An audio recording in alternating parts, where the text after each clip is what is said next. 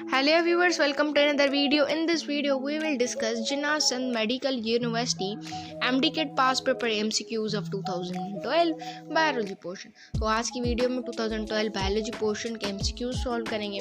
लिहाजा जो हमारी पिछली वीडियोस थी उनमें हमने डिफरेंट पोर्शंस के MCQs सॉल्व कर लिए हैं। केमिस्ट्री का जिन्ना का पोर्शन सॉल्व किया है, फिजिक्स का पोर्शन और बायोलॉजी की और पोर्शन भी डिस्कस कर लिए हैं। अगर आपने अभी तक नहीं देखे तो वो भी आप विजिट कर सकते हैं, इसी प्लेलिस्ट में मौजूद है ये। ठीक है जी। तो आज का जो हमारा टारगेट है वो है बायोलॉजी का पोर्शन। तो आ गया हमारी स्क्रीन पर हमारा first question. The secondary and tertiary consumers are also known as, कि सेकेंडरी और टर्शरी कंज्यूमर्स को हम क्या बोलते हैं? उनको हम बोलते हैं कार्निवोरस। ये एग्जैक्ट बुक की पॉइंट है। बिल्कुल ये सादा सा सिंपल सा क्वेश्चन दिया गया है कि सेकेंडरी और टर्शरी कंज्यूमर्स को आप क्या बोलते हैं। एक तो सेकेंडरी और टर्शरी हो गए और दूसरों इनका हम बोलते हैं कि वो होते हैं कार्निवोरस। इस हिसाब से हमारा जो करेक्ट ऑप्शन बनेगा वो बनेगा ऑप्शन ई, फर्स्ट वाले का। चलते अपने नेक्स्ट क्वेश्चन की जानब। Plants absorb in the form of soluble phosphate, it is present abundantly in growing and storage organs of plants, what is it? मतलब जो प्लांट्स होते हैं वो अपने अंदर जज़ब करते हैं सॉल्युबल फॉस्फेट। वो होते तो अबंडेंटली हैं, लेकिन किस फॉर्म में होते हैं या क्या होते हैं, व्हाट इज इट? तो वो होते हैं फॉस्फोरस की फॉर्म में। ठीक है, ऑप्शन ए है वाटर, ऑप्शन बी है कार्बन डाइऑक्साइड, ऑप्शन सी है जो है पोटेशियम, ऑप्शन डी है हमारे पास फॉस्फोरस और ऑप्शन डी है नाइट्रोजन। तो फॉस्फेट जो होते हैं फॉस्फोरस की फॉर्म में होते हैं। तो हमारे पास नेक्स्ट क्वेश्चन आ गया। The pharynx leads air into dash through glottis, कि जो फेरिंग्स होता है, ये फेरिंग्स किसके पार्ट है? फेरिंग्स, लेरिंग्स, ग्लोटिस, एपिग्लोटिस, ये सब पार्ट है रेस्पिरेटरी सिस्टम के। ठीक है, तो फेरिंग्स क्या करता है? लीड करता है लेरिंग्स के थ्रू ग्लोटिस। मतलब एयर अगर आ रही है तो वो लेरिंग्स में आ रही है फेरिंग्स के बाद, लेकिन किसके थ्रू आ रही है? ग्लोटिस के थ्रू आ रही है। तो इस हिसाब से जो हमारा करेक्ट ऑप्शन बनेगा वही बनेगा। नेक्स्ट क्वेश्चन आ गया हमारे पास। The concentration of sodium ion into the body fluids is controlled by dash hormone, कि जो कंसंट्रेशन है सोडियम आयन की वो किस तरह से कंट्रोल है, कौन सा हार्मोन कंट्रोल करता है? तो क्या होता है कि अल्डोस्टेरोन जो हार्मोन होता है ना वो कंट्रोल करता है balance of water and salt in the kidney. Balance of किसका? सॉल्ट्स एंड वाटर का किडनी में। अगर बॉडी में सोडियम आ रहा है या पोटेशियम बॉडी से बाहर जा रहा है तो वो भी कौन कंट्रोल करेगा? अल्डोस्टेरोन हार्मोन कंट्रोल करेगा। तो 3-4 MCQ आई होप सो आपको क्लियर हो गए होंगे। तो यहाँ पे जो करेक्ट ऑप्शन इसका बनेगा वो बनेगा option C, the concentration of sodium ion to the body fluid is controlled by aldosterone hormone. तो सी ऑप्शन इज करेक्ट। चलते हैं नेक्स्ट क्वेश्चन की तरफ। The movement of plants in the response to touch stimulates is called, कि touch के थ्रू कौन सी मूवमेंट होती है? देखिए जी, टच के थ्रू जो मूवमेंट होती है वो होती है थिग्मोट्रोपिज्म। क्या? थिग्मोट्रोपिज्म। अगर जी हेड्रोट्रोपिज्म अगर देखें हम पहले ऑप्शन की तरफ, तो वो क्या होती है? Directed toward the roots. मतलब ये जो मूवमेंट होती है ना ये रूट्स के थ्रू होती है। अगर कीमोट्रोपिज्म की बात की जाए तो वो जो मूवमेंट होती है वो केमिकल्स के थ्रू होती है। अगर जियोट्रोपिज्म की बात की जाए तो वो होती है मूवमेंट प्लांट्स की फोर्स ऑफ ग्रेविटी के बना पर। अगर फोर्स ऑफ ग्रेविटी होगी तो जियोट्रोपिज्म होगा। उसके बाद थिग्मोट्रोपिज्म तो टच के हिसाब से मैंने बता दिया। फोटोट्रोपिज्म फोटोसिंथेसिस की मदद से, लाइट की मदद से होती है, उसको हम फोटोट्रोपिज्म बोलते हैं। लेकिन यहाँ पे जो हमारा करेक्ट ऑप्शन बनेगा वो जस्ट हमारा डी ऑप्शन बनेगा। लेकिन मैंने सब ऑप्शंस क्लियर करवा दिए हैं, कोई भी MCQ आ सकता है, मेमोराइज कर लेना बातें, क्योंकि मेमोराइज करने से ही ना आपको चीज़ें समझ में भी आएंगी और सॉल्व करने में आसानी भी होगी। क्योंकि वो बहुत ज़्यादा ट्रिकी क्वेश्चंस पूछ लेते हैं कभी कभार। बहुत ज़्यादा ट्रिकी क्वेश्चन से क्या होगा कि आपको उसके निचोड़ तक जाना है, उसकी तोड़ तक जाना है, कि जहाँ तक ऑप्शंस दिए गए ना उनको सबको पढ़ना है। तो डी ऑप्शन यहाँ पे करेक्ट होगा। उसके बाद the number of muscles in a body, human body is about, कि number of muscles human body में, बिल्कुल आसान सा क्वेश्चन दिया गया है, बताने की भी नीड नहीं है। इसका ई ऑप्शन करेक्ट है। नंबर ऑफ मसल्स जो होते हैं ह्यूमन बॉडी में वो 600 हो गए। अगर नंबर ऑफ बोन्स की बात करता है तो वो 206 होते हैं। ये तो ऑब्वियस सी बात है, ये तो आप मेरे से ज़्यादा जानते होंगे बातें। ठीक है, इसका जो करेक्ट ऑप्शन है वही होगा। अच्छा जी, तो हमारे पास नेक्स्ट क्वेश्चन आ गया। Student consist of dash 6 member carbon and 1 5 member carbon. कि जो स्टेरॉइड्स होते हैं वो कंसिस्ट करते हैं 3-6 मेंबर कार्बनिक से। एक बार क्वेश्चन में आया था किसी टेस्ट में, मुझे याद है कि उसने इस तरह से पूछा था कि स्टेरॉइड कंसिस्ट करते हैं 3-6 मेंबर कार्बनिक इन डैश 1-5 कार्बनिक, मतलब 1 की जगह ना उन्होंने डैश फिल कर दिया था, तो वहाँ पे हमारा ऑप्शन करेक्ट था 1, लेकिन यहाँ पे हमारा 3 वाला ऑप्शन करेक्ट बनेगा विच इज़ बी।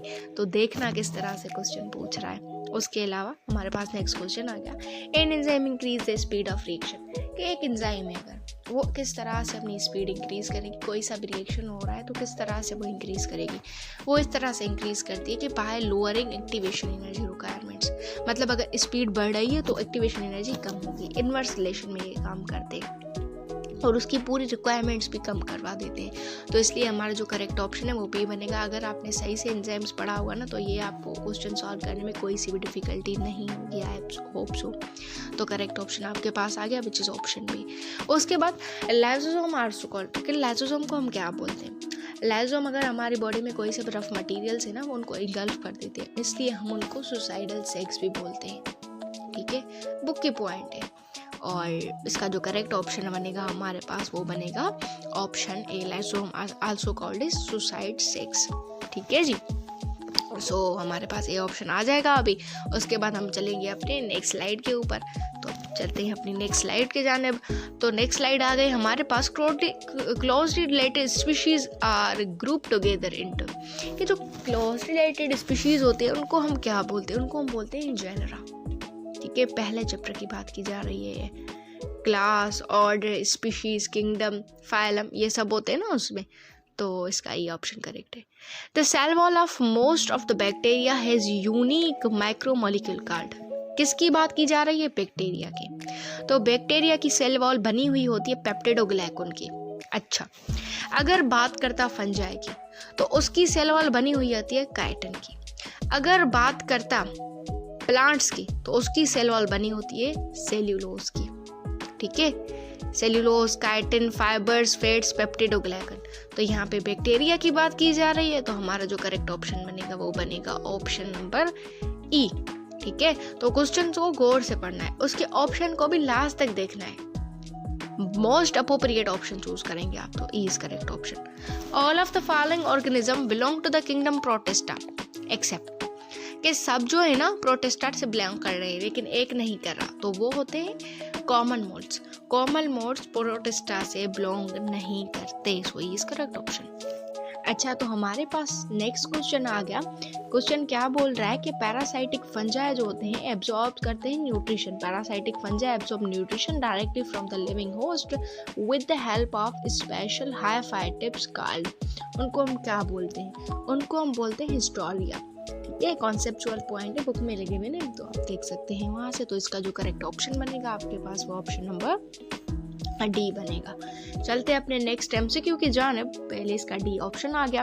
ठीक है, द बॉटनिकल नेम ऑफ एमलीज, की जो बॉटनिकल नेम एमली का, वैसे तो इस बार के सिलेबस 2023 में ये इतने ज़्यादा इम्पोर्टेंट नहीं है बॉटनिकल नेम, क्योंकि ये इंक्लूडेड नहीं है टॉपिक, लेकिन फिर भी जो क्वेश्चंस आ रहे हैं आप एक बार देख लें। आते तो नहीं है इस तरह के अभी क्वेश्चन, लेकिन फिर भी क्या कर सकते हैं। तो इसका जो करेक्ट ऑप्शन है वो है सी, टमारस इंडिका या टमारिंडस इंडिका। उसके बाद which of the following is now the group of gymnosperms, gymnosperms का कौन सा ग्रुप नहीं है, वो ग्रुप नहीं है, वो इसको बोलते हैं मोसिका, मोसिका। उसका जो करेक्ट ऑप्शन बनेगा हमारे पास वो ई बनेगा। चलते हैं अपने नेक्स्ट क्वेश्चन की जानिब, वो है which of the following is a fish. ये बहुत ज़्यादा इंटरेस्टिंग क्वेश्चन था उस ईयर में, और बच्चे ना बहुत ज़्यादा कंफ्यूज हो गए थे। किसी ने तो गलत ऑप्शन, तकरीबन मेजॉरिटी स्टूडेंट ने गलत ऑप्शन टिक किया था। तो कौन सी फिश है, देखिए जो हमारे पास होती है ना, तो क्या था कि जो स्टार फिश होती है या जेली फिश होती है या क्यूटिकल फिश होती है ना, ये एक्चुअल में फिशेस नहीं होती। तो इनको ना कॉमनली स्टार फिश को फिश नहीं माना जाता, क्योंकि इनके पास गिल्स नहीं होते, स्केल्स नहीं होते, फिन्स नहीं होते। Sea star only lives in salt water, ये ना सॉल्ट वाटर में रहते हैं। तो इसका जो करेक्ट ऑप्शन था ना वो सी हॉर्सेस था, तो इसलिए इसका डी ऑप्शन करेक्ट है। Glucose 2 pyruvic acid plus H2O 2 ADP plus 2 phosphate plus 2 ATP 2 NADP plus 4 hydrogen 2 NADH plus 2 hydrogen. तो दिस 3 रिएक्शन कलेक्टिवली कंस्टिट्यूट। ये जो तीनों रिएक्शन है कंटिन्यूसली जो आ रहे हैं ये तीनों, इनको हम कलेक्टिवली बोलते हैं ग्लाइकोलाइसिस। ग्लाइकोलाइसिस की ट्रिक्स भी मैंने दे दी है, light reaction, electron transport chain, Krebs cycle, इन सब की ना जो मैंने ट्रिक दे दी है, आप चाहें तो वहाँ से देख सकते हैं, आपको बहुत आसानी होगी इन टॉपिक्स को मेमोराइज करने में। तो ये इज करेक्ट टॉपिक। तो हमारे पास नेक्स्ट एमसीक्यूज आ गए। The genotype of normal male. एक नॉर्मल मेल है, उसका जीनोटाइप पूछ रहा है। इन ह्यूमंस, अच्छा जी ह्यूमंस की बात की जा रही है, ध्यान देना क्वेश्चन को। तो उसके पास कितने क्रोमोसोम्स होते हैं, किस तरह के क्रोमोसोम होते हैं। तो उसके बाद जो होते हैं ना 44 क्रोमोसोम्स होते हैं और XY क्रोमोसोम की बात की जा रही है, ठीक है। अच्छा जी, अगर फीमेल की बात की जाती तो वहाँ पे आप ये देख सकते थे कि वहाँ पे 44 तो सेम ही रेशियो होता, लेकिन डबल X होती। तो दोनों MCQs ध्यान रखें कि फीमेल की बात की जा रही है या मेल की बात की जा रही है। यहाँ पे मेल था तो हमने बी ऑप्शन यहाँ पे ठीक करार दे दिया। चलते हैं अपने नेक्स्ट MCQ के जानिब। The process of replacing. एक प्रोसेस है जिस पे रिप्लेसिंग होगी या supplementing the defective with functional normal allele is known है। फुल ऑन डेफिनेशन दी गई है, फुल ऑन, और आई होप सो सिंपल सी डेफिनेशन है। अगर आपको DNA वाला चैप्टर क्लियर होगा तो आपको आ जाएगी ये पॉइंट कि इसको जीन थेरेपी बोलते हैं। और उसके बाद germ cell is give rise to. Germ cell किस चीज़ को गिव राइज करता है? जर्म सेल ना बनाता है एग्स, मतलब गिव राइज करता है एक तो एग्स को और दूसरा स्पर्म्स को। एग्स क्या होते हैं which is in females and sperms क्या होते हैं विच इज़ इन मेल। तो इस हिसाब से जर्म सेल जो होते हैं वो गिव राइज करते हैं हमारे स्पर्म्स को और एग्स को। तो इस हिसाब से यहाँ पे जो हमारा करेक्ट ऑप्शन बनेगा वो बनेगा ऑप्शन नंबर C। तो चलते हैं अपने नेक्स्ट MCQs के जानिब। अच्छा जी, आ गई हमारे पास नेक्स्ट स्लाइड। Nitrogen cycle. एक जो नाइट्रोजन साइकिल होती है वो किस तरह से फैसिलिटेट की जाती है, मतलब उसको चलाने के लिए क्या प्रोसेस लगता है या कौन चलाता है, यहाँ पे वो सीन पूछा जा रहा है कि nitrogen cycle is facilitated bye. वो जो फैसिलिटेट होती है ना वो बैक्टीरिया के साथ फैसिलिटेट होती है, मतलब जो भी प्रोसेस बैक्टीरिया वगैरह करेंगे ना वो नाइट्रोजन साइकिल में फैसिलिटेट होगी। उसके बाद Sanawa is an example of dash ecosystem. अच्छा देखिए, ये 2023 के सिलेबस में से कट ऑफ कर दिया है, लेकिन फिर भी एक बार देखने में तो कोई हर्ज ही नहीं है, देख लेते हैं। फिर भी अगर आ गया तो ठीक है, नहीं आया तो well and good. So savanna is example of ecosystem tropical grassland. उसके बाद नेक्स्ट MCQ आ गया। In cats the genes controlling coat colour are codominant, incomplete dominant in are carried on the X chromosome when a black female was mated with a ginger male. The resulting litter consists of black male, torstral shell, female kitchen, and what phenotype ratio would be expected in the 4th generation या F2 generation. तो यहाँ पे किसकी बात की जा रही है? फीमेल किटन्स की, टॉर्स्ट्रल शेल की, ब्लैक मेल की। अच्छा जी, ये फुल क्रॉस होगा, आपको क्रॉस करना आता है, आप कर लें अपनी कॉपी पे, नोट डाउन कर लें। मैं इसका करेक्ट ऑप्शन बताऊंगी और आपका टास्क है इसको सॉल्व करना, ठीक है। अगर आपको सॉल्व करना नहीं आता तो कमेंट सेक्शन में बता देना, मैं कमेंट सेक्शन में ही आपको एक सॉल्व दे दूंगी फुल ऑन, ठीक है। लेकिन टाइम की शॉर्टेज के हिसाब से इसका करेक्ट ऑप्शन भी है। अच्छा, तो हमारे पास नेक्स्ट क्वेश्चन आ गया। The reason where the impulse move from one neuron to another. अच्छा, one neuron to another neuron, इस प्रोसेस को हम साइनेप्सिस बोलते हैं। कभी कभार ये भी होता है कि अगर इम्पल्स आ रहा है टुवर्ड्स, ठीक है, टुवर्ड्स आ रहा तो वो कौन से प्रोसेस में इन्वॉल्व होते हैं, वो डेंड्राइट्स इन्वॉल्व होते हैं। एक बार ये भी कुछ चल रहा था, अगर जे जो है ना इम्पल्स अभी जा रहा है तो वो किसकी बुनियाद पे आगे जाता है, वो एक्सॉन की बुनियाद पर आगे जाता है। लेकिन यहाँ पे किस बात की जो है ना डिस्कस की जा रही है, ये बोल रहे हैं कि इम्पल्स तो आ रहा है वन न्यूरॉन टू अनदर, लेकिन वो रीजन क्या है, मोस्ट प्रोबेबली वो रीजन क्या है, वो किस रीजन में मूव करेगा। तो वो इस रीजन में मूव करता है, इस प्रोसेस को हम साइनेप्सिस बोलते हैं, ठीक है। बहुत आसान सा क्वेश्चन था लेकिन थोड़ा सा ट्रिकी था, समझना था इसको। सो हमारा जो करेक्ट ऑप्शन बनेगा यहाँ पे तो C बनेगा। अब bean seed contain all of the following except, bean seed के पास क्या होता है, पदार्थ है। अच्छा, ये जो है ना सिलेबस में से कट कर दिया है, लेकिन फिर भी ऑप्शन याद कर लें, कोई इशू तो नहीं है ना, तो ऑप्शन याद कर लें आप। तो जो बीन सीड में नहीं होता वो हाइफा नहीं होते, तो D is correct option. That the reconstruction of the lost part of the body. अच्छा, क्या होता है, कभी कभार ना लॉस्ट पार्ट हो जाता है हमारी बॉडी में से, मतलब बॉडी का पार्ट जो है ना ख़त्म हो जाता है, रिकन्स्ट्रक्ट करने को हम बोलते हैं रीजनरेशन प्रोसेस। बिल्डिंग्स क्या होती है, रिकन्स्ट्रक्ट होती है ना, टूट जाती हैं तो उनको रिकन्स्ट्रक्ट किया जाता है। लेकिन अगर बॉडी का पार्ट लॉस हो रहा है तो उसको हम क्या करते हैं, रीजनरेट करते हैं। तो इस हिसाब से जो करेक्ट ऑप्शन बनेगा ना हमारे पास, वो ऑप्शन नंबर सी बनेगा, regeneration is construction of lost part of the body. अच्छा जी, तो ये हमारी लास्ट स्लाइड है एमसीक्यूज की, 3 एमसीक्यूज लास्ट है हमारे।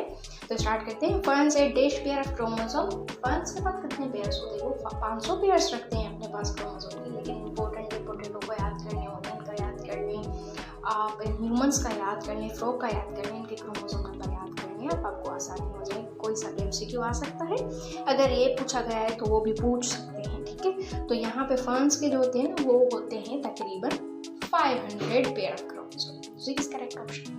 Which valve action result from an increase? Valve का पूछ रहा है।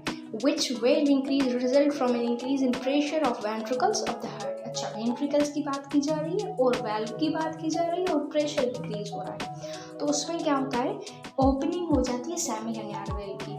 जब प्रेशर इंक्रीज करेंगे ना वेंट्रिकल्स का, तो सेमिलनार वेल्व इंक्रीज हो जाते हैं, वहाँ से ब्लड फ्लो करता है फिर, ठीक है। पहले तो बहुत सारे प्रोसेस होते हैं हार्ट के, तो हार्ट के जो भी प्रोसेस है ना, यहाँ हार्ट पूरा बहुत अच्छे से पढ़ना, बहुत अच्छे से, क्योंकि इसमें से क्वेश्चंस आते ही आते हैं, मोस्ट प्रोबेबली आते हैं। Lymphatic system, heart, arteries, veins में थे, इसमें से पढ़ना ही पढ़ना आ जाते हैं क्वेश्चन। सो इसका डी ऑप्शन करेक्ट है। उसके बाद combination of XXY47 chromosome results है, इसका सी ऑप्शन करेक्ट है। लेकिन आप ये डिजीजेज है ना, डिजीजेस को फुल कवर डाउन करना, क्योंकि ये इंक्लूडेड है सिलेबस में। डाउन सिंड्रोम हो गया, टर्नर सिंड्रोम हो गया, किस में कितने क्रोमोसोम बढ़ रहे हैं, कम हो रहे हैं, जैसे डाउन सिंड्रोम की बात करें, टर्नर सिंड्रोम की बात करें, या सिकल सेल एनीमिया या कलर ब्लाइंडनेस को याद रखें। कलर ब्लाइंड टेस्ट देखें ना आप, वो भी करना, क्रॉसेस भी करना, जो क्रॉसेस होते हैं ना, हीमोफीलिया। तो ये थी हमारी आज की video. If you like this video please like, share and subscribe this channel for more interesting,